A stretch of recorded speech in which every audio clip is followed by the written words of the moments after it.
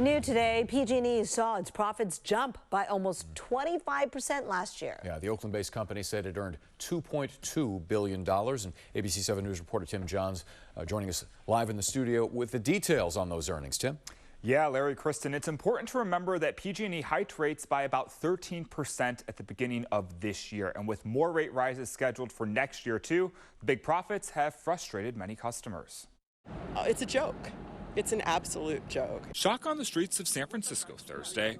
Earlier in the day, PG&E announcing their profits for 2023 surging to over $2.2 billion, a jump of almost 25%. These outrageous profits that the PG&E shareholders are pocketing are coming out of the pockets of customers.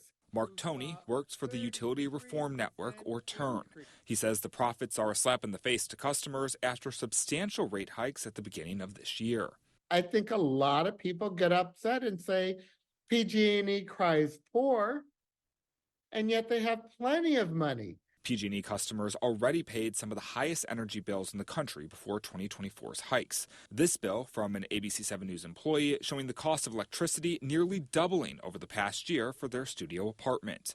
PG&E declined to do an on-camera interview, but sent us a statement that says, "The investments we plan in 2024 and beyond focus on three goals: keeping our energy system safe and reliable for our customers, meeting growing energy demand, and adding even more renewables to our energy mix.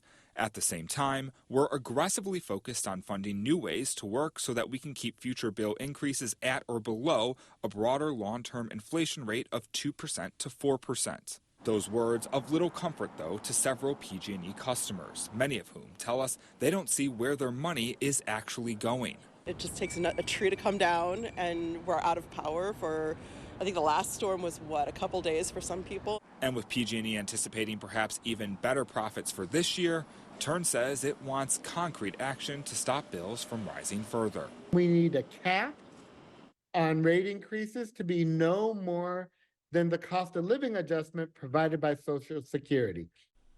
Now, in addition to this year's rate rises, PG&E says customers can expect about a 2% hike again next year. In the studio, Tim Johns, ABC 7 News.